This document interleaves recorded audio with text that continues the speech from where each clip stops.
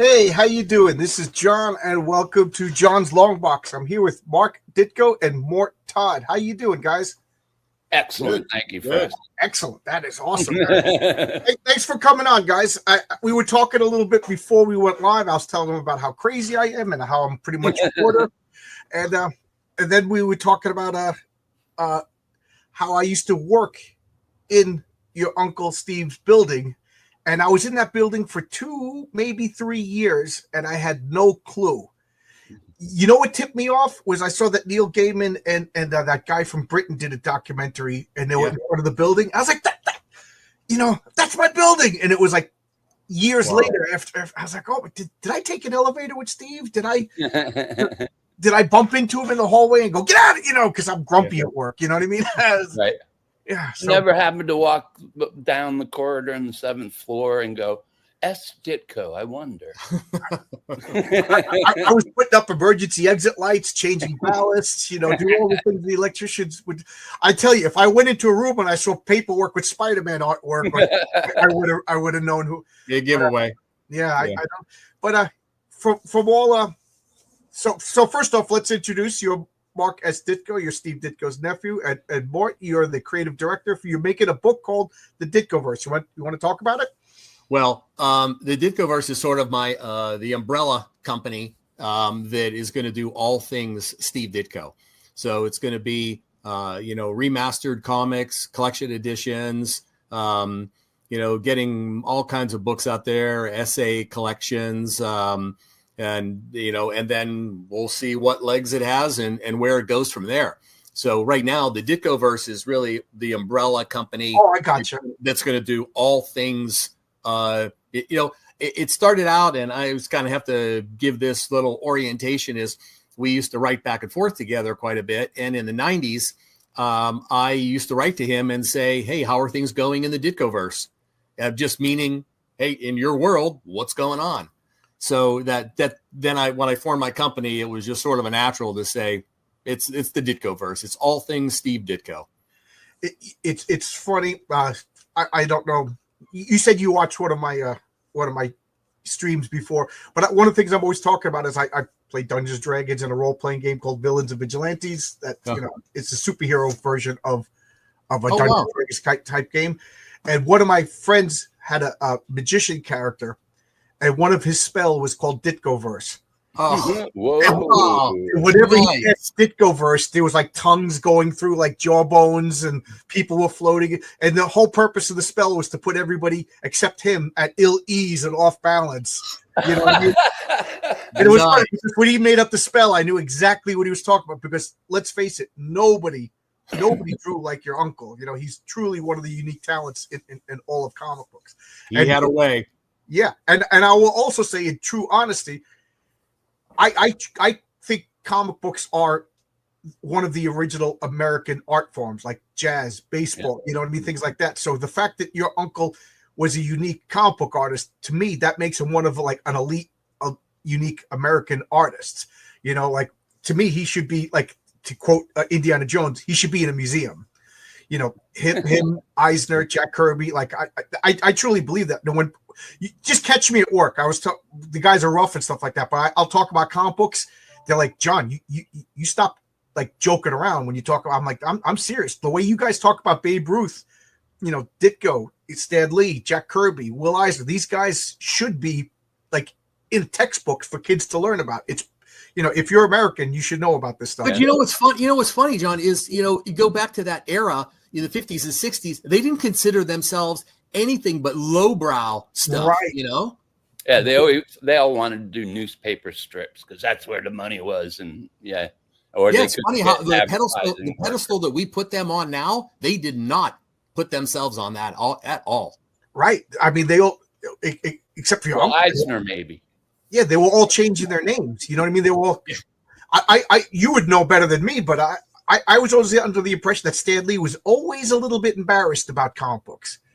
Like that's why he changed his name.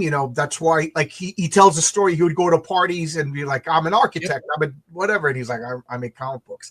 He says it wasn't until like maybe the 80s where people like, you're that Stan Lee, And then we had the 50s with the Un-American Activities and everything. Like, I don't know if people watching this understand. There was a time when, like, being a comic book creator was, like, lower than being a politician. And if you know anything about me, you know how low I put politicians. That's still kind of true. Yeah. Well, I'll put a comic book creator above a politician any day of the week. Nowadays. Yeah. No, but that was true. Yeah. Yeah. Let's talk about your campaign, because I'll derail it and talk about everything under the sun. But let's let people know what's going on here. So you know, when he passed away, you know, I knew that there was going to be a point where we had to take advantage of the properties that all came down to the family, and wanted to do, you know, start to do remastered stuff. I wanted to do stuff with his characters because he and I had written back and forth together about the things that he wanted to do. So, I mean, I knew, you know, it was now sort of on our shoulders. And, you know, my dad initially, he said, hey, we should do a book right out of the gate. We should do a book called Steve Ditko, the Man, who he was as a person, because people didn't know that. But, you know, fast forward, you know, it's been sort of a family, I'll say, struggle in terms of aligning interests and getting people who's going to do what. I've always kind of, maybe been perceived as a little pushy, like, let's go. And literally at the end of this year, I was like, okay, my time is up. My clock is ticking. I got to go regardless of any, you know, I'll take the support that I got from the family, but we are moving. So we're starting out with this campaign. You know, it's four books. One very near and dear to Mort's heart that he commissioned back in the 90s, and he could speak to that. But so this is really just our first launch of the Ditko-verse releases, and it'll go from here, all sort of hopefully crescendoing at his centennial in 2027. But this is our first campaign that we want to just bring higher visibility to his work. Cool. I'm going to play the trailer. Okay. Cool. Yeah. Okay. So let me bring this. Let me make that big.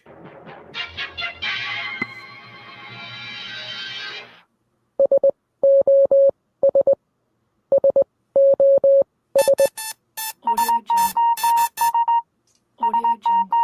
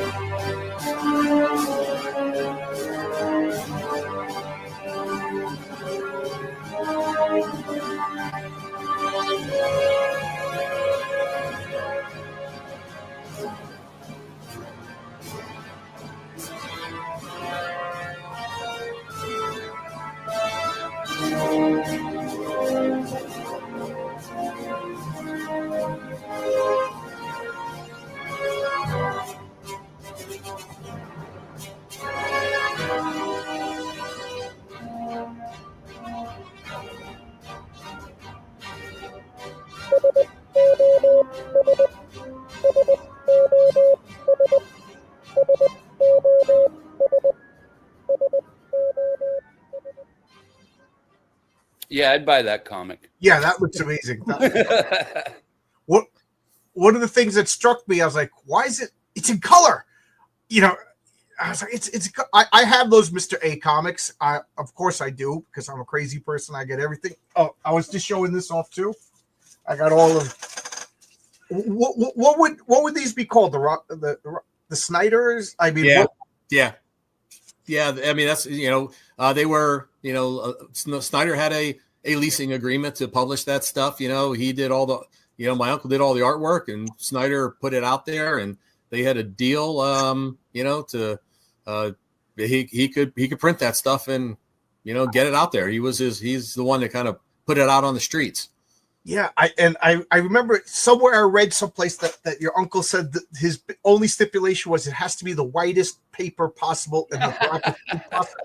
And to quote Spinal Tap, you can't get no more white. You can get no more black. It really is legit black and white. I read that he was upset with the first Mr. A because the paper was like pink. Yeah. It was pink. That one, the first ad. Yeah. So do you think? I mean, you know him more than anybody, I guess. Would he approve of the color, Mr. A? Because wasn't that like black and white? Let Mort take that. Okay, Mort. I had originally commissioned the series in the 90s to be in color. And because, I was telling Steve, like, he's only been printed in black and white. And with the color, you can contrast that he's all white. A lot of people just figured he was a dude running around in a suit and stuff, So he was into that. And it just, all kinds of circumstances, it just never came out. And so over the years, that was a big regret of mine. And I would start coloring some of the stories just for fun and send them to Steve, and he got a big kick out of them. Oh. So they were approved by Steve. Yeah. Because a lot of people go like, would he approve of blue highlights or yellow or everything? And I'm like, yeah, because he saw it and he was okay with it. Oh, cool. And we'd also talked about doing Mr. A in live action. And again, he was really intrigued how color and highlights would, affect the all whiteness of Mr. A, in a cool way to contrast the fact that, oh yeah, he's in all white wearing a white metal mask. Yeah. It is true, because when I've seen Mr. A in documentary stuff before I was able to track down the comics, and then I didn't realize that he was a person in a mask and a costume, like you said. So yeah, that does make sense now that you explain it like that. This is Lost Adventures. So are these new Mr. A stories that I've never? These are the ones that Steve drew a miniseries in the 90s, and this is it. Then it was supposed to be in color, and it's never been. But I think, Mort, isn't it true that Snyder did publish these in black and white?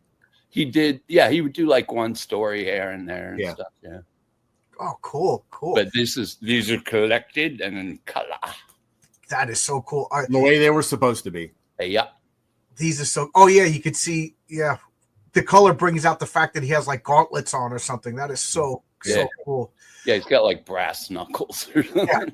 Yeah. Oh, and actually, check this out. This is the silver metallic cover. We have some variant covers. Yeah. Oh wow! I can see myself. That is so cool. And so, this is the first issue, and a lot of the groovy super villains and all kinds of other stuff in it. That was another thing Steve did. Like Mr. A never he usually fought like street level gangsters and politicians and junk, but he went out of his way and go, I'm going to do super villains in this series. So, yeah, well, for those of you who don't know, Mr. A didn't typically fight the same person twice, if you get what I mean. It was pretty shocking. The first issue of Mr. A, am I allowed to spoil it? I don't want to. Do it. You mean Angel? The story Angel? Yeah, he shoots somebody, a girl.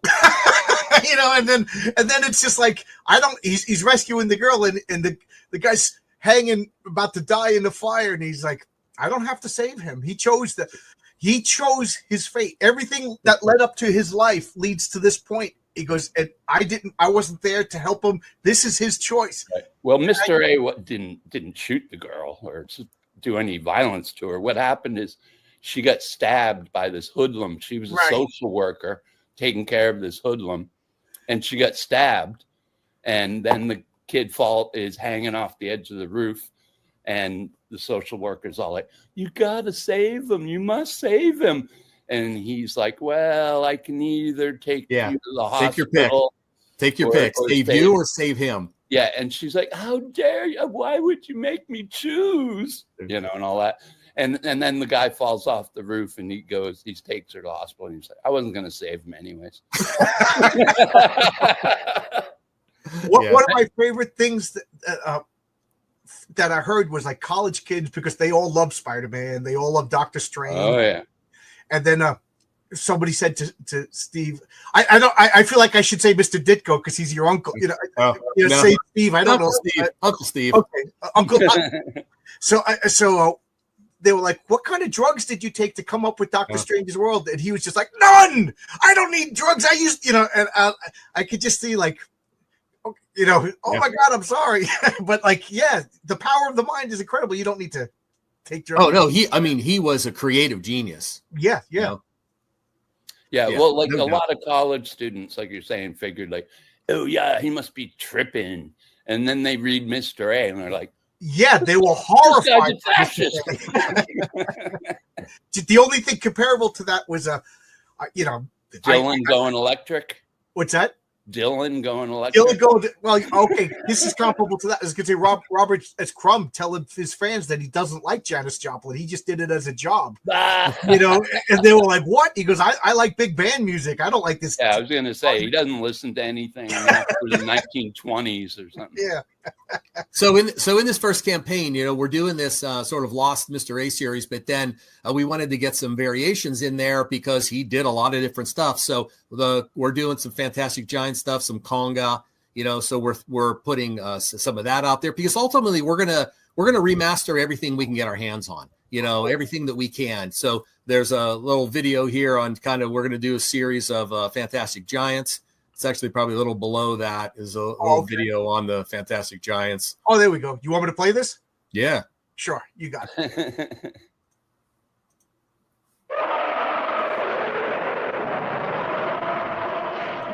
I can't.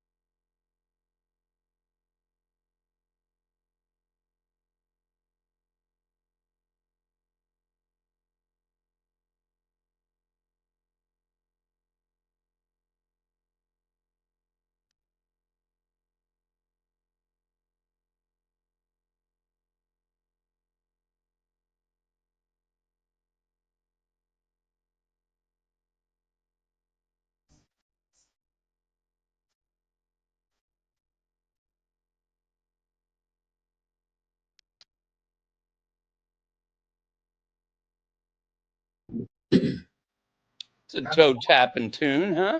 So if you kind of pause on that right there, the story is that I always tell is when I was growing up, I was reading Conga was some of the first stuff I was reading in the early 60s. I was probably 4 years old and fell in love with gorillas, you know, because that, but I didn't know that it was he was the artist. I didn't know, nobody knew really what he did. The family didn't talk about it. So one time we were, it was probably a holiday and my older brother, 2 years older than me, he was drawing something and my uncle came over and he put a piece of tracing paper over it. He was kind of giving us some advice.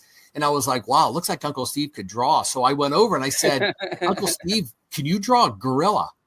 And not knowing that I'm reading Conga, what he drew.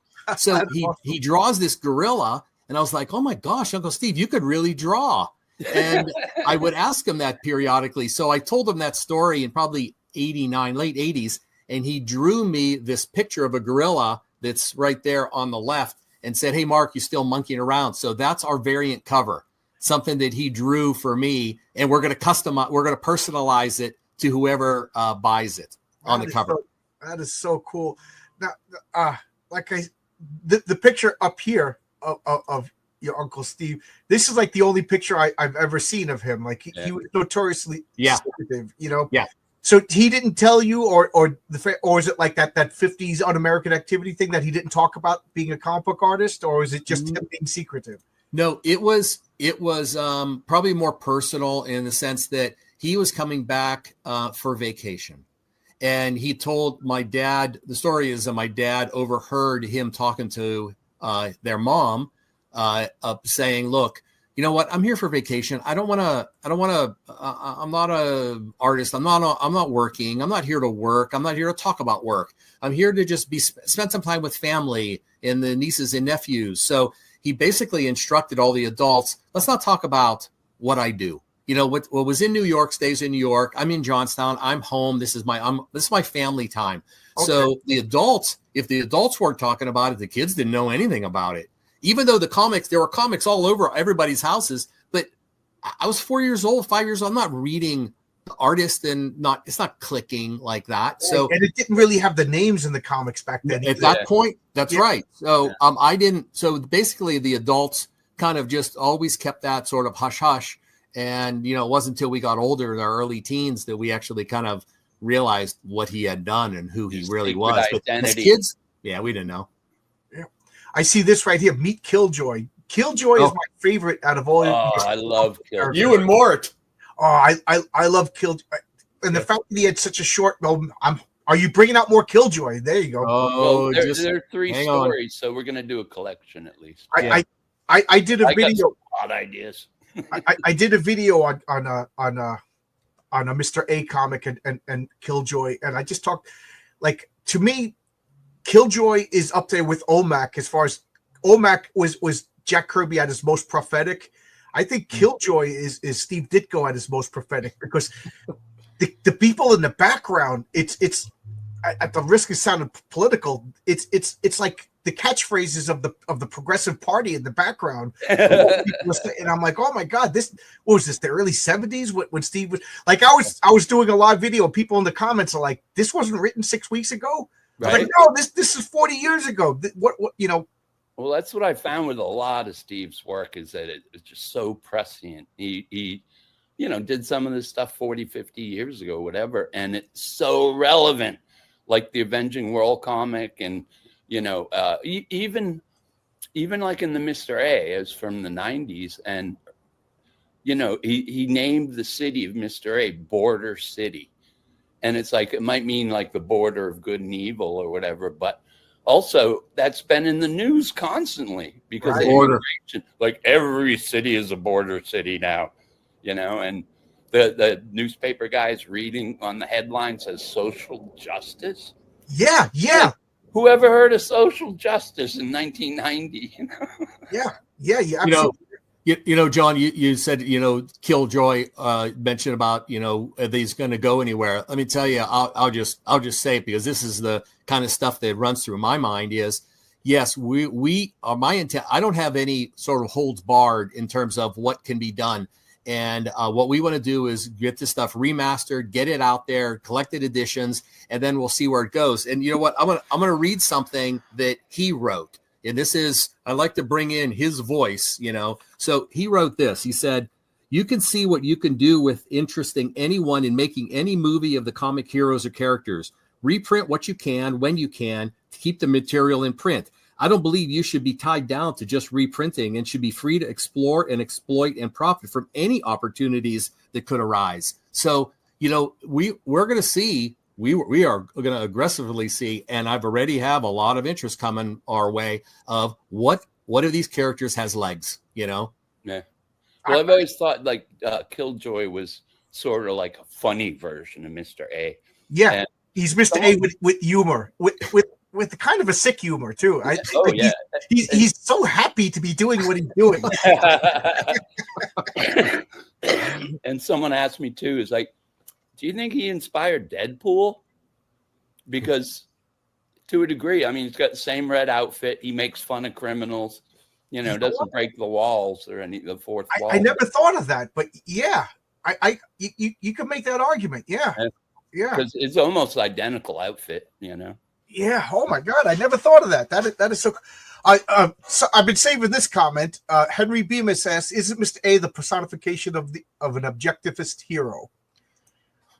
You could say that. To me, you know, and I have kind of quotes from him where he wouldn't necessarily call himself an objectivist. He was really an Aristotelian. He was really a studier of Aristotle, you know. So, you know, to a degree, sure. You know, sure, you could say that, you know. Static, though, you know, Static was one that he wanted to see in a live action. When he wrote to me, he was like, he thought Static really had a lot of potential in a more of a live action thing. And there's a video there on that Mort put together, a little intro of Static. Okay, I'll play that.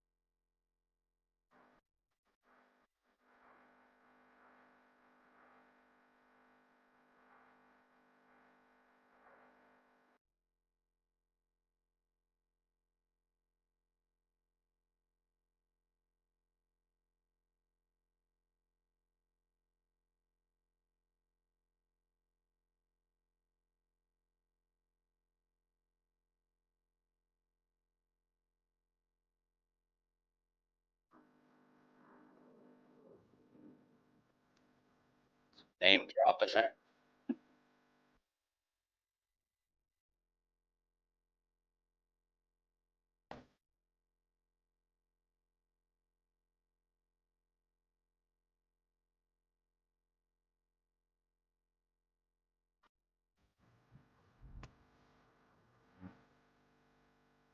There's boy.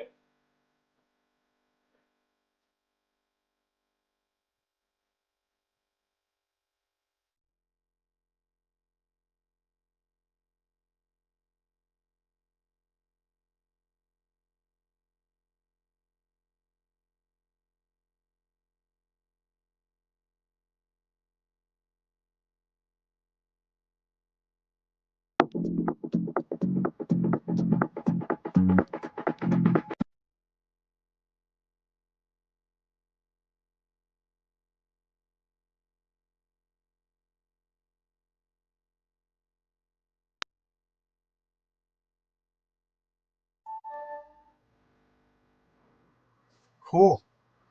So I kind of had a personal connection with Killjoy too, because when I first called Steve about doing some work, he came by my office with his portfolio. Like, you know, I didn't know what his art looked like or something. And and he had the stats for Killjoy from Charlton. And I was like, I'll buy this immediately. And so, you know, because it was Cracked was a humor magazine. I figured, well, Killjoy's a humorous kind of guy. So that was the first work I printed of his back then. We got Logic Finder says Steve Ditko had a 1940s, 50s esque visual retro style that is timeless in its elegance and brilliance. Spider-Man is my #1 favorite character across all genders. Well said. Yeah. Somebody put a comment here. Well, honestly, as a kid, we would make fun of Kirby and Ditko's art style, but now I'm middle age, I can't get enough of it. I famously talked about I had these little pocketbooks of the original Hulks, the original Doctor Strange. Yeah. I've never seen them since, but I got them out of my public library. You can put them in your back pocket, Spider-Man. And I love them. And then when I started getting my own money, I'd get my own comics. And I avoided Kirby and the old, because that was old guys. Yeah. And then it was funny because I was like, who's this guy Ditko? You know, and then I'm like, wait a minute, that's the guy that drew all that Spider-Man and the Hulk that I loved as a Hulk #6 with the Metal Master is my favorite single issue of the Hulk of all time. I had to save up and buy a copy of that. I don't care. Yeah, let's be realistic. I'd like a copy of Hulk #1, but I had to make sure that I got Hulk Well, what's interesting is like Steve also influenced a lot of Marvel characters that he didn't create. Like with the Hulk, he's the one that came up with the idea of the angrier he gets, the stronger he gets. Because before it was like Jekyll and Hyde, and Hulk would, or the full moon, or Yeah. whatever. Yeah. Hulk was a mess. Every issue was almost a different character. You know, he turned in at night, and then he needed a ray machine, and then, you know what I mean. Every issue was like a different. We don't know what to do with this guy. Yeah. Once Hulk got that rage thing going, that was when he was locked. And then the Iron Man suit. You know, the other thing, the Iron Man suit, he created that. Oh, I didn't know that. The red and yellow one. He's the one that took it from the Kirby metal bullet head to create a red and yellow, you know, slim outfit. And that's the Iron Man everyone knows now. And the corner box. Yeah. He did that. That is awesome. I love the corner box. In my own comic, Heroic Tales, I have a corner box. I didn't realize I was giving homage to Steve. Oh, yeah. Yeah. Yeah, it was totally his idea. He brought it into Stan and Saul Brodsky.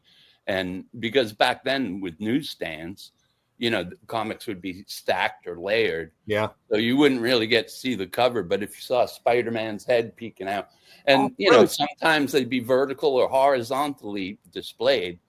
So you wouldn't always see the cover, but you would always see, you know, the character peeking out.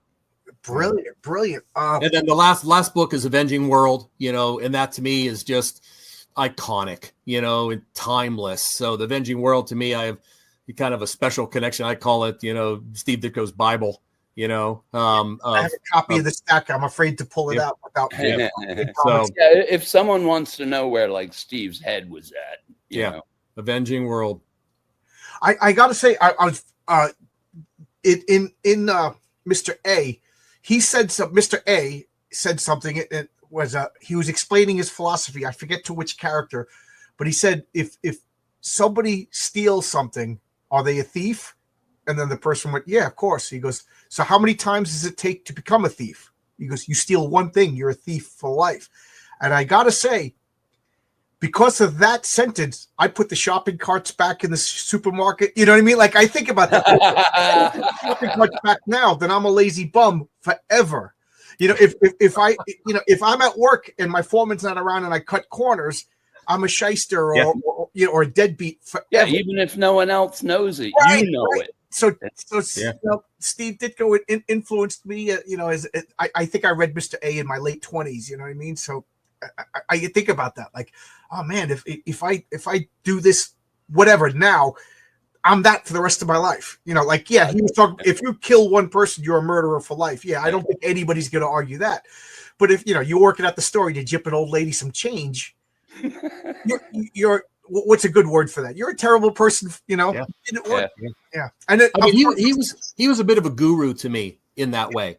You know, he was very wise, and we had, you know, his comics. He did his comics to sometimes dramatically emphasize a point, you know, but in real life, he was very philosophical, and he did think that he had that integrity and that ethic level and that moral level that it's really uncommon, you know, that somebody would have that kind of and be so strongly adhere to that. So I had always had admiration for his just his own, you know, the way he lived his life.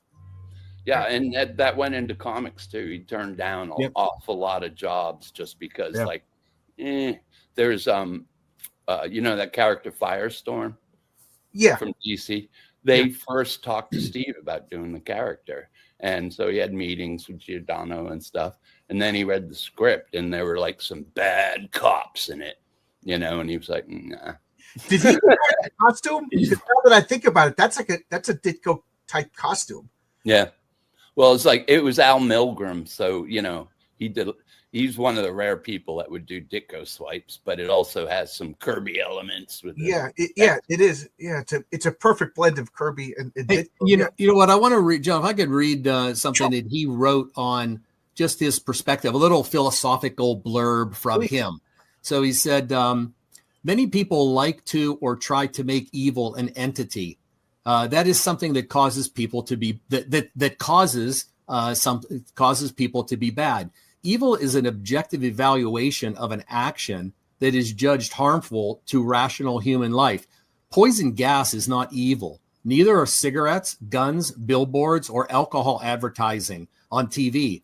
Killing, robbing an innocent person is an evil act.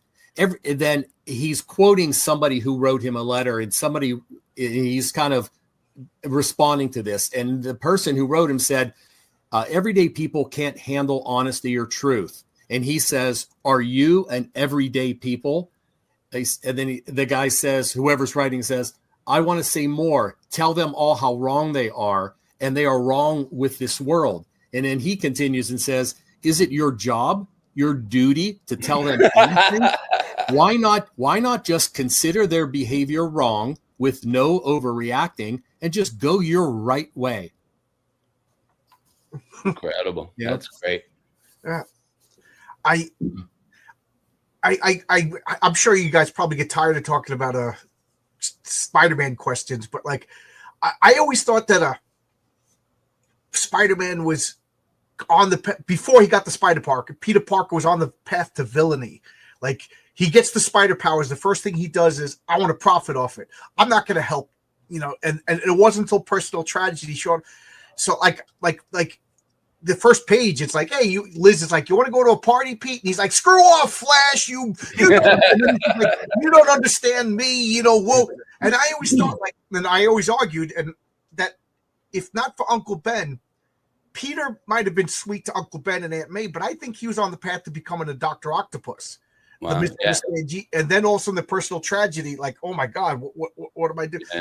What do you guys think about that? Am I way off? Oh, I have a lot of opinions on that, okay. and it's because I see some of that through how I saw him and how he was in our correspondence and his philosophy. It's been said that somebody, I can't remember who was it Dick Giorgiano, that said that he had some, when he was working with him at Charlton, that my uncle told him about this entire map, of character lines in Spider-Man and how they were going to play out. He had mapped this out. He had a strategic plan as he was developing these issues. He didn't just, in fact, that was where a lot of the root problem was with Stan. Stan says, let's get in issue 3, let's get Spider-Girl in there. And he's like, what?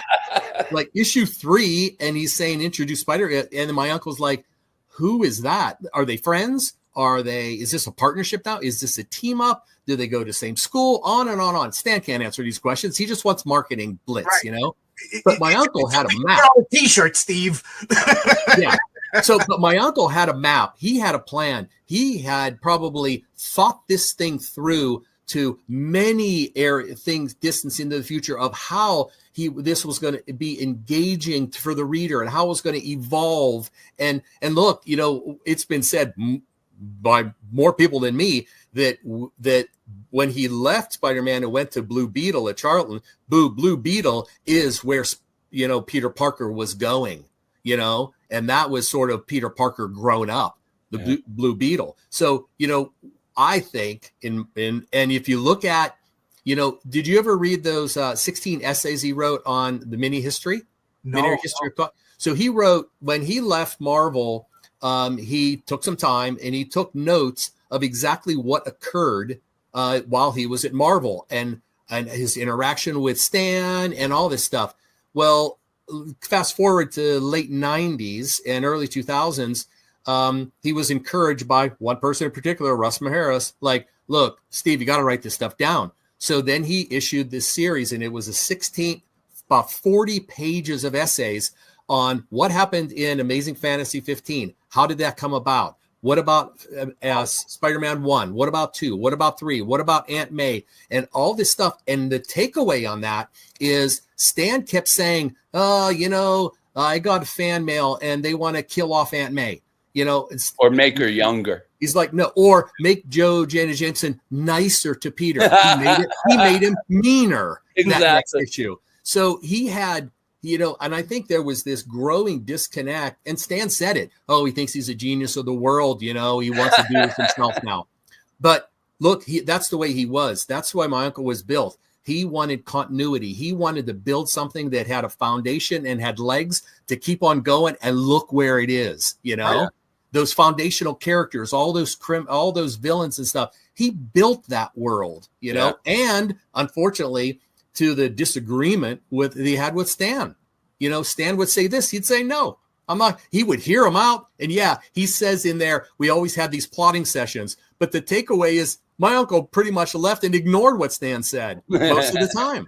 You know, so those essays, you should email me. I'll send you those essays. Okay, I'm going to ask you where can I get them? I will. I definitely will. Yeah, you know what? In fact, we're going to put them in as a stretch goal.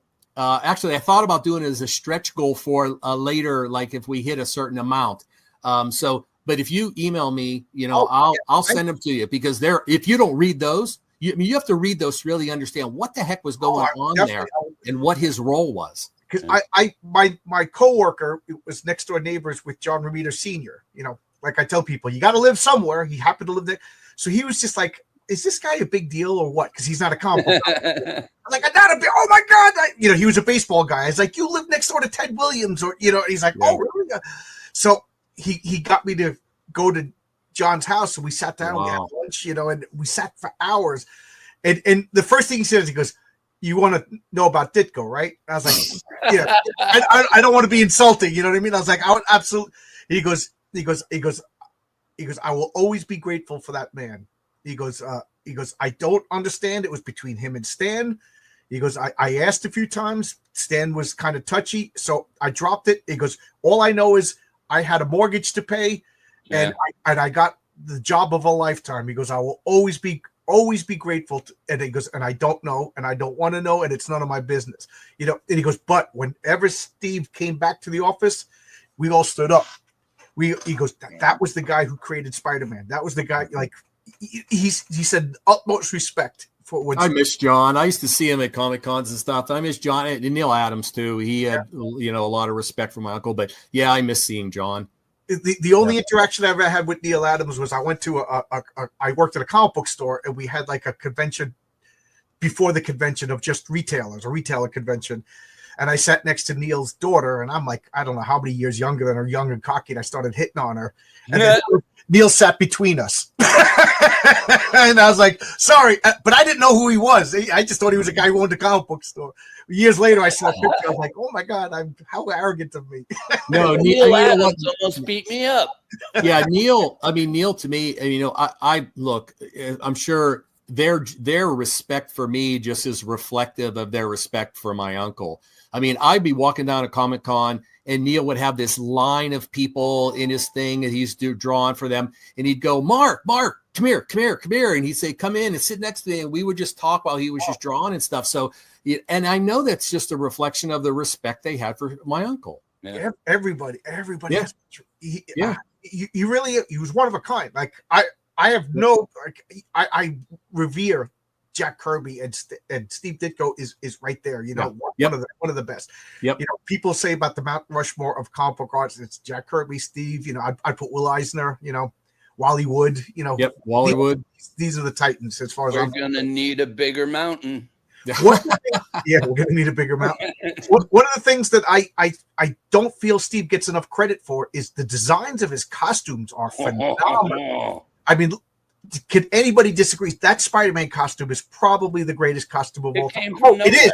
And I'll tell you how I know. In third grade, we had a Democratic poll of the entire 53 group of third grade boys sat around, and we voted on the best superhero costume of all time. Spider-Man was number 1, Superman was number 2, and Batman was number 3. So it's official, guys. You cannot. Well, like I said, like Spider-Man and a lot of other outfits he did were unprecedented. Right. There was just no in the history of fashion or comics, like, who came up with those eyes, right? People swipe those eyes.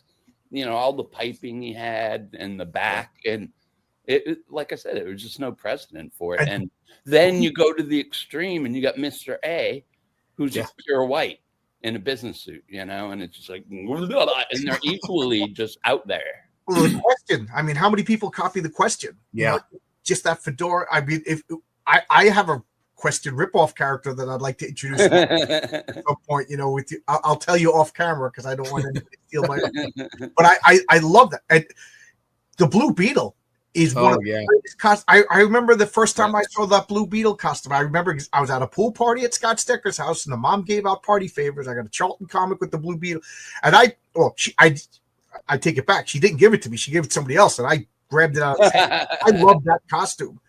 I mean, And look where did at the creeper. Look at the creeper. Look at Shade the Changing Man. Yeah. You know, Shade the Changing Man. The stuff that he did was like, yeah. No, like the creeper, like Yeah. when I was a little kid and he had like a little red bikini and stuff, I was just like, ooh, that's weird. And it's probably because, you know, he lived around I Times have that Square. model right behind my head right there. The what? Where is it? Oh, you know. Yeah, I have Magmotto, yeah. From the movies, because they don't make a Ditko accurate one, but this is the closest I could get. Wow. Doctor Strange costume. yeah. How many costumes? Like Superman really hasn't changed except for a few times. The Spider-Man, I'll tell you, I was livid when they gave him the black costume. I was like, this is disrespectful. This, I refuse to read. It didn't stick. I mean, it didn't stick to modern day. They still have it in the sort of the traditional costume. You know, it's still the iconic one. Yeah. Right. Yeah. I've since learned that they change things to shock crazy people like me, boosted sales, and then they go back and then they make a big announcement. Superman's no longer electric anymore, or So fooled me once. You fooled me about 7 or 8 times. Now I'm wise to the game. Another big burning question I've always wanted to ask you guys, and is the Miles Morales Spider-Man.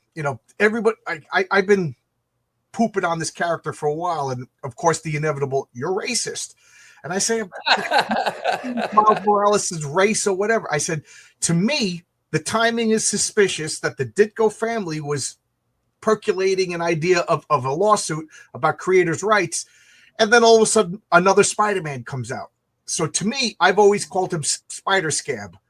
I said, all of you progressives that care about the creator and care about the little guy, you guys are siding with the huge multinational corporation against the individual creator. Yeah.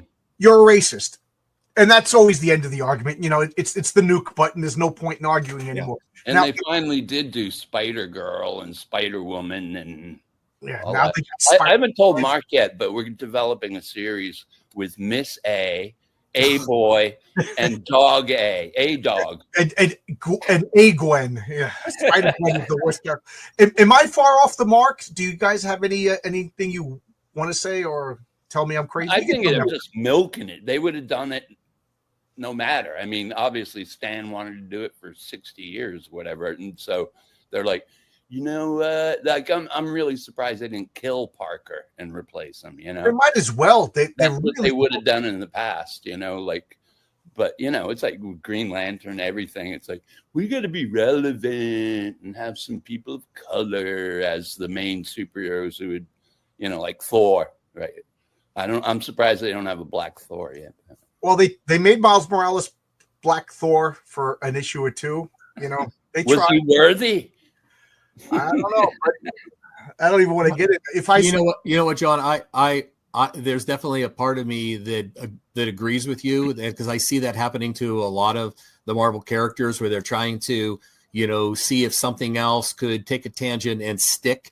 They're really just throwing stuff at the wall to see what sticks. But at the same time, I think, just to Mort's point, I think it's just marketing. They're just trying to, they're doing a Stan Lee. Let's just have more and slightly different and more, and it's aligning with sort of the cultural interests, Right. So yeah, they're just milking it. They're milking it. But I agree. I had the same thought as you. Is like, wow, they're just trying to somehow distance the originals, so that they could say, look, this has nothing to do with that anymore. Right.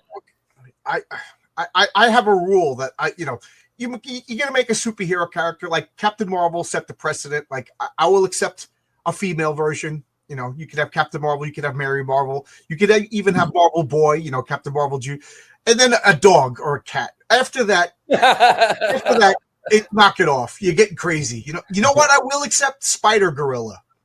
There we go. Spider. There we go. Wow. But you know what? I'll say this too is, okay, so when I was reading Spider-Man when it came out and Konga and all this stuff when I was young, I never really became sort of fanatical about it, So to me, it was just entertainment. And I actually still see that. I still look at that as even the Marvel movies. I watch them all. You know what? But I'm not the kind of guy that's so, oh my gosh, that's not like Steve Ditko's Spider-Man. They really messed that up. I you know what? I look at it just from my perspective, being even Steve Ditko's nephew, it's just entertainment. And I get that, you know. I am the worst. My wife doesn't want to go see Marvel movies with me because I'm just like, that's not the way, that's not the color of his boots. Yeah, you and a lot of other people. You're not the only one. You know, I'm not, but I'm just saying, I don't see that. That's why I feel like I'm a little bit more, you know, it's entertainment. It's just entertainment, you know, just have fun with it, you know. But if you start to talk about where Mr. A might go or something like that, okay, now I'll get sensitive on stuff like that. Is that more personal to your uncle, Mr. Yes, A? yes, absolutely. You know, it's almost like the question. Would I have allowed the question to take the left turn that it did? You know, no. You've altered the character beyond recognition at this point. You know, so no, there's a certain and I early on I adopted a title of my own is philosophical monitor. You know, of his character. So I am going to be very attentive to that. I don't want things shifting from my uncle's original story or his own message. You know? Yeah. I think there might be legal reasons too that they twisted all of his Charlton character so much is because Charlton didn't own the copyright. Yeah. And DC blew a lot of money to supposedly get the copyright. And then I think their lawyers, you know, were like, uh-oh. And, you know, they could retain the names of the characters, but they just, you know, like Captain Atom. What the heck is that? You know, he's like the Silver Surfer or something. Bill Black had the Charlton characters in his AC comics. And when I asked him about it, he goes, oh, my God, was that an expensive mistake? But, yeah, so I wonder if they changed the question just so like they own their own. Like, yeah, they rebrand it, and it's like, you know, it's like with Marvel's Captain Marvel versus Fawcett. You know, it was like, you know, same name, and it was like after a while they could use the name, and obviously those characters' names were abandoned. But you know, I think to be able to trademark it as a new character, they had to turn them into lesbians. Yeah. I think that all superheroes should be lesbians going forward. The world, yeah, Superman. Don't even change their name. Superman, lesbian. Why not? Since you brought up the Charlton characters, I got to ask, how did Steve react to Rorschach from Alan Moore's Watchmen? Oh, you know what? Okay, so this is just indicative of, you know, my relationship with him and my writing with him and my conversations with him were, I'll say, very narrow to my own interests. You know, it's like I had a question. I went to talk to Jim Shooter or I talked to Jack Kirby and I was relaying something. So the conversations were very narrow. I wish I was engaged as I am now and he was still alive because I would be asking him. Oh, because so you take Rorschach. All that's ever out there is this, you know, fantasy conversation that Alan Moore had with, oh, he's like Mr. A, but insane. He said, right. You know, I was going to ask you about that. He's like, I don't know anything about that. I can't confirm or deny that, but I don't know that he had, you know, any kind of, you know, connection with that. I don't know if he ever said anything about it. I don't know. You know, or I don't even know. Saw it. Yeah. Because I did ask him about like the second Tobey Maguire movie had a superintendent called Ditkovich. Yes. And I asked him about it and, you know, he was aware of it, but he just went like, he didn't really. But I'll say this. So this is freaking awesome. Tom King's Rorschach. Oh, yeah. This 12 series miniseries that he did. It is freaking awesome because Rorschach, I can't give it away. If you haven't read this, no, I haven't. And you're a Ditko fan, you are going to either love this or hate it. Okay. And I talked to Tom, at in San Diego, and I said, Tom, dude, man, I love that. He was like, whoa, like, you're a Ditko? Okay, I know who you are, Mark, and you like that because he uses my uncle. My uncle is in here. Okay. You know, really? This is such a great read. You know, so anyway, you just I'll pitch this. This is a fun read, but it's Rorschach, but it's my uncle. Yeah. Good read. Everybody talks about the Spider-Man issue. Now, of course, I'm blanking on the number. Where Spider-Man lifting up, 33. I love that issue, and I did a video on that. And I was talking about, to me, that's the issue with Spider-Man. Peter Parker stops being a boy and becomes a man. That's right. Where he accepts responsibility for his life. He realizes he needs to survive. I need to live because I got to take care of Aunt May. She's been taking care of me. It's my turn to pay. I thought that was phenomenal. But issue 32, that's my favorite art in that. Oh my God. Because me being an electrician in Manhattan, I'm in the subways and the sewers a lot. There's electricity down there. There's lights down there. That stuff breaks. And a guy like me's got to put on the boots and go down. I'm like, did Steve wander the subways and the sewer systems? That's what it looks like. Well, what's funny is the first issue of Daredevil, like Bill Everett couldn't finish it in time. So Steve did all the backgrounds, and it's mostly subways. That's how I could tell, like, Steve actually did it, because, the stairwells and the station, I'm like, yeah, it's Ditko art, all right. I'm working in tunnels now, and there's a couple of spots where, like, the tunnels from one building meet up with the tunnels for another. Oh, yeah. You can see the way the bricks are differently aligned. You know what I mean? Yeah. These builders, whatever. But there's one section where they meet, and I got to take a picture of it now. But they meet in a skew angle, and then there's. Yeah. I'm like, this is Steve Ditko designed this around, like Dr. Octopus's lair has got to be right there. The lizard. That's where the lizard lives. Right. Oh, cool. Hey, so I'll just throw this out, John, just because you might relate to this. So I have a civil engineering consulting business. Okay. And I've done a bunch of work in New York. I was doing as-builts for the new subway they were putting in. And I went out there and I toured this, down in this new stuff. But my uncle, we were writing at the time, and he was really interested in that. I was sending him photos. I was doing 3D models of all the point clouds and stuff that they did for construction as-built and things before they lined it. But he was really interested in that thing. So that just to me shows kind of his natural intellectual interest in doing that stuff. I mean, this is his library. You can't imagine the books he read. He read so much diverse, books on the criminal mind and all this stuff, because he wanted to be able to portray reality as best he could. And he studied it, he was serious about his craft. Yeah. Yeah. That's what surprised me when you read that letter and he said, he didn't necessarily like drawing buildings and stuff, because they're all great though when he does do them. He says they're hard. Yeah. He thinks about it and it runs in the family. Right? Yeah, right. So, I was kind of surprised about that, because, I was just coloring static and their, research laboratory. Oh, yeah. He had it all figured out. Like, you can see it from every angle. It's the same building. It's not like, he probably did do sketches of it. And it's wicked unique looking, It's like a split level something or other. I love his hands. Like, he never just has somebody like this. Like, every. Yeah. Yeah.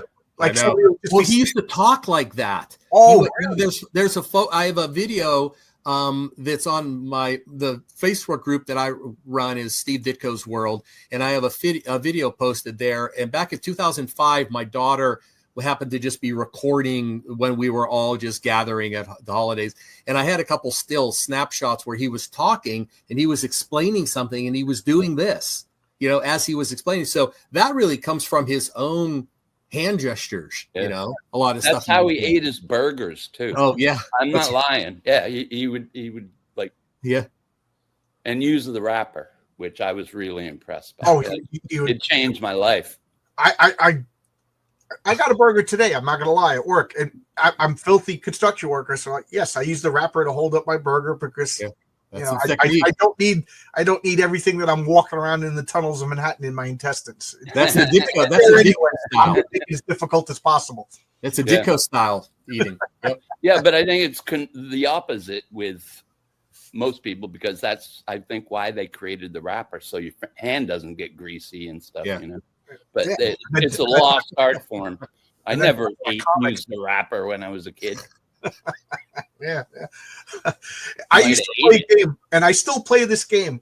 Like when I'm walking down the street, right now it's really good. I'm on the subways in Manhattan again, and I see faces, and I'm always like, "Oh, that's a John Byrne face. That's a John Ramirez face."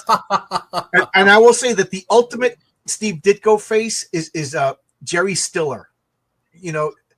From how the actor Ben Stiller's father, he was Arthur on stuff, yeah. I every time I see Jerry Stiller, I'm like, that guy's he's a 3D walking Steve Ditko character.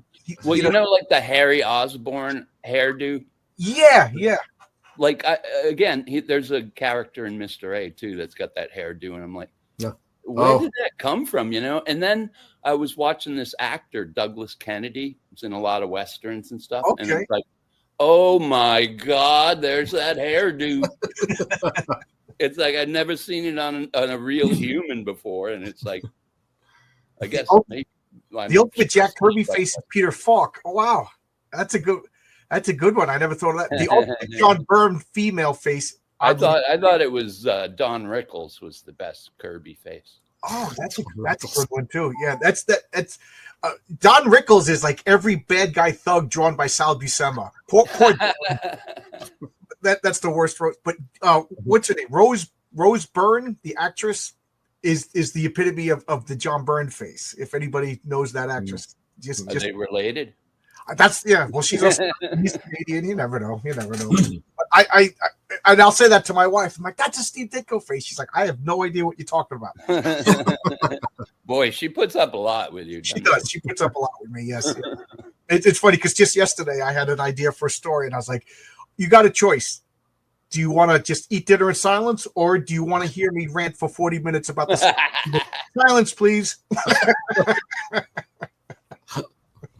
So that now I got to ask: Are your spouses interested in comics? Is this like go on that talk show with that crazy guy and get it out of your system, and come back and we'll talk about the garden or something? No, my joke is I don't know. To my wife, I don't know how she's stayed with me this long. Because she has her interest, but you know what? She has aligned herself with things, and she lets me do my thing, and she supports me. So yeah, she is probably my number one fan. Yeah. My wife, she was like, "Oh, that kid, he's nice. He's making." Then I told her the value of my comic collection, and she's like, "Okay, go get a fire extinguisher. Go make sure that." So the joke is, you and your future boyfriend will go on a cruise when I. This is a good one. Melanie Trump looks like a John Buscema woman. That's good. Yeah. Good call. Yeah. Good call. I could see her in a, Conan type outfit or something. Yeah, I'm sure Donald did, and that's why they got married. So before Marvel became Marvel, it was Atlas and everything, and Steve was famous for like those science fiction and monster things. Now, if this is a weird question to ask, but if he was still around and had a time machine and could warp reality, would he have preferred to continue sci-fi and monsters, or did he like superheroes? Like, what was his genre of choice? Whoever's paying him. The constant professional. I mean, it's a big part of it, Yeah. Go. No, you. I ain't got nothing to say. So, you know what? It depends on if he what year that he went back in time. Because his point of view and what he wanted to do changed.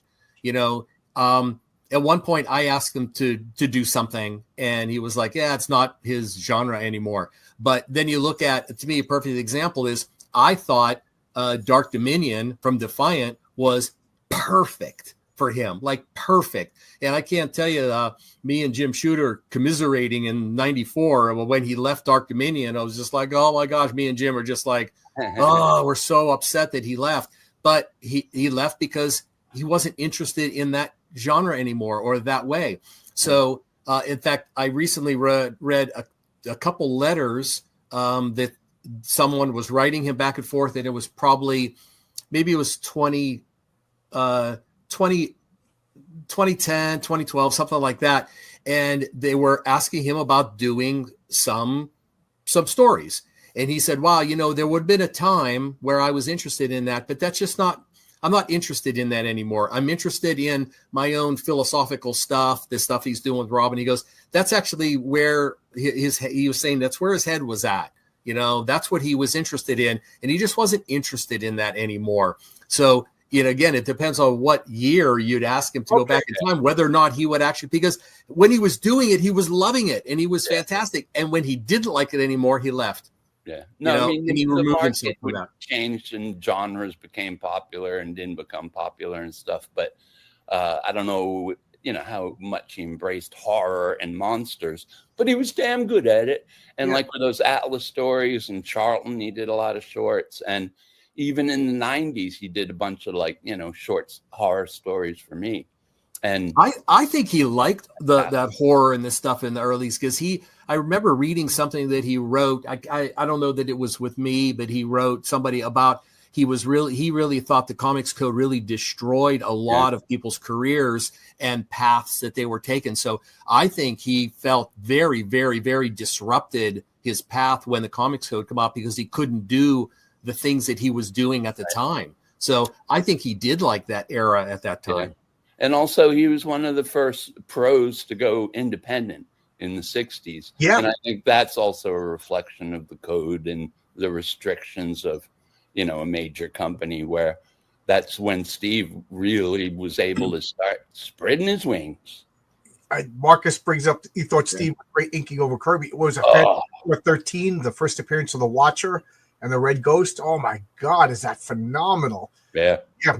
You don't see those two working together too often. It was like an annual, Spidey annual, whatever. Fantastic with him and Johnny Storm and Kirby with Ditko pen inks and stuff. I think he himself liked working with Wally Wood, Oh yeah. Well, I asked Steve who his favorite inker was, and he definitely said Wally Wood. And at the time he was doing Magnus Robo Hunter, and I was like, well, Wally said, who's your favorite inker now? And he goes, Ralph Reese, because he was sort of in the Woody school, as far as the detail and chunk. Yeah, didn't Wally and Steve work together on the Thunder Agents, or am I mistaken? Oh yeah. Yeah. Oh yeah. Yeah. What a great comic that was. That is one of the. I wish that would come back. I got introduced to the Thunder Agents by the George Perez Deluxe comics in the 80s. And I didn't realize that they were an older thing. I was a kid at the time. And I went into a store that was closing down, and they were like, everything's $1. Everything's $1. They were turning it into like a Magic the Gathering Pokemon place. Just get rid of the comic. I crawled over boxes, and I got a near complete full run, $1 a piece of those Thunder Agents. I was the Tower ones? Yeah. I was like, wow. I was like, I didn't want to say anything. I felt like I was stealing. Yeah, exactly, right? It seems like you do that a lot. Yes. Yeah. I was telling them a story before we went live, guys, about a collection that I bought. But I told that one. Yeah, and Morlock 2000 with Steve Ditko over with Bertie Wrightson on the inks. Insane, right? Yeah. I can remember being a kid and just going like drooling and stuff. But surprisingly, you didn't see much Wrightson. I think he was overwhelmed with Steve's pencils and layout, and it wasn't like it didn't look like Swamp Thing, or Frankenstein. It was kind of a more muted inking style, I thought. Did Steve ever have any stories about working for Atlas Seaboard? Yeah, not to me. Yeah, I can't really think any. All the comics only had like 3 issues. And they usually change the costume and origin by the 3rd issue. Yeah. But the Destructor with Woody Ink and Steve, oh boy, that's beautiful. I called Larry Lieber up just out of the blue, and we talked for hours, and we talked a few times, and he didn't want to come on and talk live on my things, so I just have remembered, and that he just said, I don't want to talk about Atlas. We talked about everything else, but so that to me is like a blank spot. I'd like to learn more because of the implosion, or what? I don't know. I don't want to pressure an old timer, and he just said, I don't want to talk about it. So I was like, okay. A lot of people lost their jobs when Atlas went down the toilet. Omni Po B asked, you say you work with Steve. In what capacity did you work with Steve? He wants to know. Let's see. I've worked as a writer, an inker, a letterer, a colorist, an editor, and a publisher. There you go. Yeah, but what other ways? And he was a friend. Yeah. VCR. I set up his his VCR. Yeah, he was an electrician. Oh, there you go. Oh, I could have been his electrician if only I knew I was moving. Yeah. Yeah. Anyway, I worked with Steve Mark for is Steve's decades, nephew. Yeah. Yeah, I worked. I think I said it wrong, but you know what I'm talking about. Yeah. And he was my godfather too. Hey, Godfo, how you doing, Godfo? A lot of people showing up for a lot of people showing up. Everybody loves Steve. Everybody loves Steve. Yeah. I know I have another question now, but I'm kind of like getting awestruck. You know what I mean? I'm forgetting. Anything you guys want to bring up that I'm talking too much and not giving you a chance to talk? Well, about? you know what? I'll just kind of throw out there. You know, this campaign that we're doing now. This is kind of our first launch of sort of the publications of the Ditko-verse and the things that we're going to be doing. So, I mean, we want it to be successful because it's going to launch us into kind of our bigger project campaign and lineup. So we have this campaign going on now, which are the number ones. And then eventually as soon as this is done and fulfilled, we'll do number twos, then number threes. But like I said earlier, we're going to be doing some parallel projects with compilations of his essays and things like that. So, and there's some other things coming out too, that this is really we're trying to jumpstart, the love of Steve Ditko again. And this is our kickoff. So, contribute or recommend others, or if you know somebody who would be interested, let them know that this is going on. I'm a soft touch when I usually pledge on anything after everybody's on my channel. Nobody needs to know my credit card information, so I'll be pledging once I turn the stream off. But yeah, I mean, I'm that rare crazy person that has to track down the first printings of the original stuff. So it took me a while, but I got the Mr. A's. But I'm gonna get these. These are. Well, I'll tell you, these are ash cans. Yeah, because they're printed on a lot nicer paper and cover stock than if we go mainstream into the comic shops. Oh yeah. So they'll definitely be, and some of the content like text pages and stuff will be different. Oh my God! I just saw this now. This cloisonne pin. Oh yeah. Cool. Oh my God! Yeah, I don't even want to scroll down. What else are you gonna have? Right. Keep going. You got there's some fun stuff there. You personalized conga. Yeah. So keep going there. Some prints. Those are the packages. Yeah, keep on rolling there. Oh yes. You're killing me. You're killing me, Small. So, okay, so this back up just right there. Pause that for a second. Mort and I and my sister were talking about, and Mort brings up Bitcoin. So we have Ditcoin.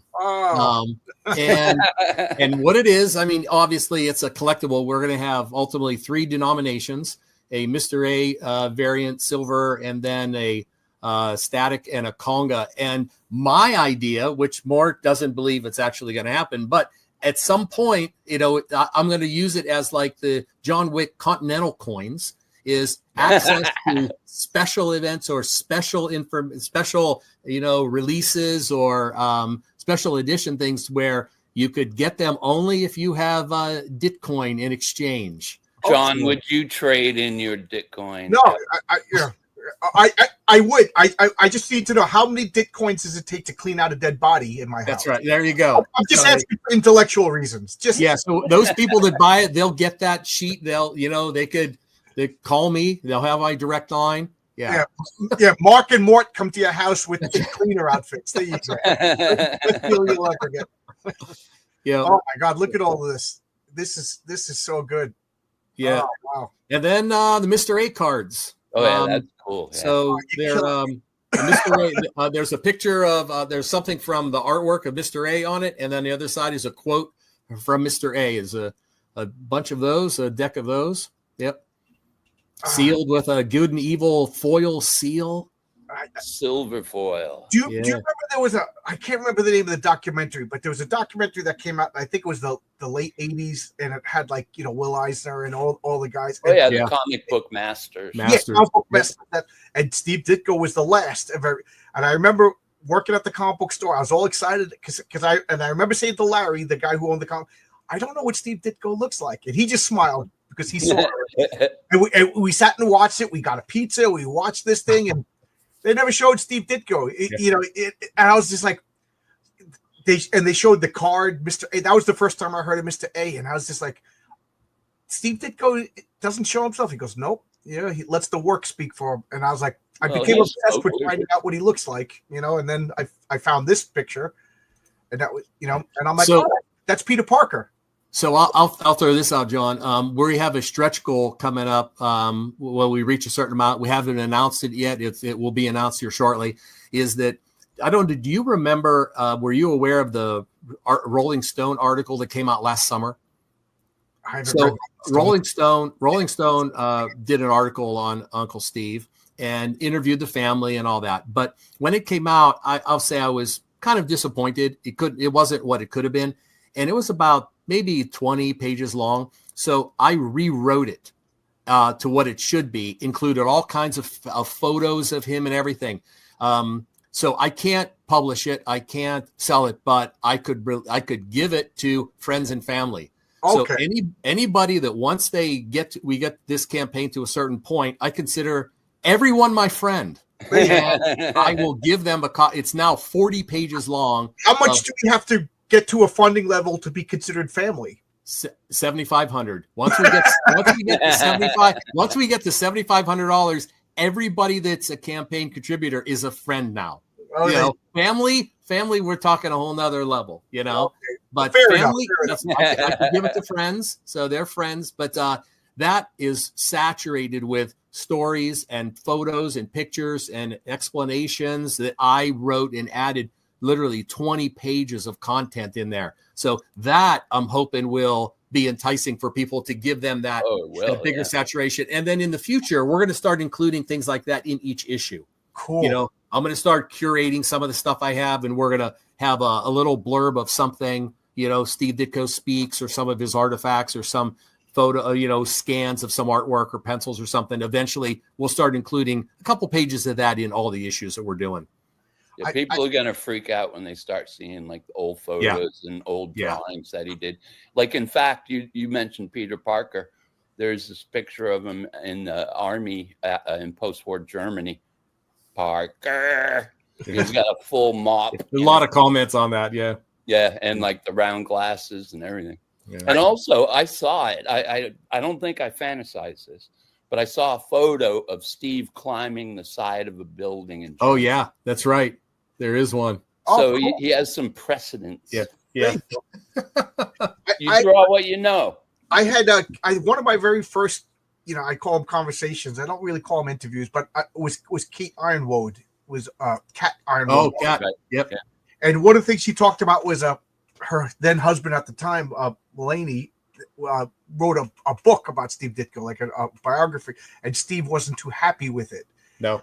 And then the house got flooded and it got ruined. And Kat says, "You don't mess with Mr. Ditko." Yeah, she lost everything. She lost all that work that she had done. Yeah. That ticked them off. That definitely ticked them off. And she said she was very conflicted about it. She was just like, do I publish this? Do I respect? You know what I mean? And she goes, and then it was removed from me. John, let me give you a little backstory on that, because what she had done is she started contacting the family. She called my dad. She started calling, other people. And that's actually so my uncle was pretty upset about that. Right. And mostly because his world is now colliding in a negative way to others that he's related to. So I'll say that was a catalyst to the fact that he started to really shelter the family from others. I got And when we went to his studio to clean it out, the security guard wouldn't let us in. And my dad says, "I'm his brother." And he said, "No, you're not. He didn't have any family. He told me over and over again, I have no family." So he started to really shelter the family to keep us distant from the crap that he felt he was getting, or the annoyance in us getting calls and stuff like that. So, but that Cat's thing was a bit of a trigger on that. That's actually started a lot of that. I got to shelter the family. I don't want the family to have to be exposed to this, I hope you guys because Kat is one of my heroes too. So I hope there's no animosity, because she I think is one of the most important women in comics that nobody knows about. You know, Eclipse and I've always wanted to meet Kat. I've never really met her, and I've always kind of thought about reaching out to her and stuff. You know, I had to coax her to come on she's like, I'm an 88-year-old woman. I don't want to, you know, Yeah. She doesn't want to be bothered. And, Sure. I think that the Steve Ditko book was something that it bothered her, but she felt like it was the duty as a comic book. Like, she was very conflicted about it when we talked about it. So look, John, what do you how do you think we feel right now? In fact, I've got my share of negative. Oh, you are just sponging off your uncles. Look at you. But the reality is, you know, I mean, you got to look at it. If it was your uncle, and your uncle, you knew your uncle was kind of like, he was sensitive. He was not a public figure. You know, what would you do? A family has to make a decision. You know, do you move forward with, you know, giving people more information about who he was to keep him like alive, you know, or do you just like wash your hands and turn your back? You know, you know him better than most. So you can. We're doing what we think is right. Good. You know? That's it. I think again, I never met the gentleman. I think he deserves the recognition. I do think he's exactly unique. You know, I put him up there with, you know, the great artists, you know, because I think like I said at the beginning of the interview, comic books is one of the original American art forms, and Steve was a pioneer of an American art form. He should be taught, like every book about art should have American comics and have the original guys in it. You know, Siegel and Schuster. Well, I almost said Clint Eastwood. I don't know why that popped into my head. Yeah, who doesn't love Clint Eastwood? But you know, Will Eisner, put all of these guys in there. You know, why not? But I have to be on another show in 8 minutes. So is there anything you guys want to talk about before we shut down? This is so much fun. Hey, feel free to have anybody contact me. You could give them my email address, mark@ditkoverse.com. You have questions you don't have answered, you want to reach out, you want to talk about something, email me. I'm open, I'm available. This is I've entered this world and I'm staying in it. Yeah. Oh, there you go. I really think Steve would approve what we're doing, because we had a lot of, you know, over the years, Mark and I both have talked to him about a lot of different things. And I think we got a good idea of where we're going, and that we are totally respecting his work and his legacy. Yeah. So John, appreciate having us on. This was a pleasure. I started this channel to talk to people about comics. I never thought I'd be talking, you know, to Ditko's family. You know what I mean? This is awesome. This is awesome. Thank you so much. Really appreciate it. Yeah, this was a lot of fun, and thank you, everybody. I'm going to close down now. Feel like you said, reach out to Mark right here. You know, check out. I'm going to be pledging now. Again, you don't need to see my credit card number. Not that it would help you, but but thanks a lot, everybody. Bye bye. Thank you to the audience. Bye bye. Bye bye.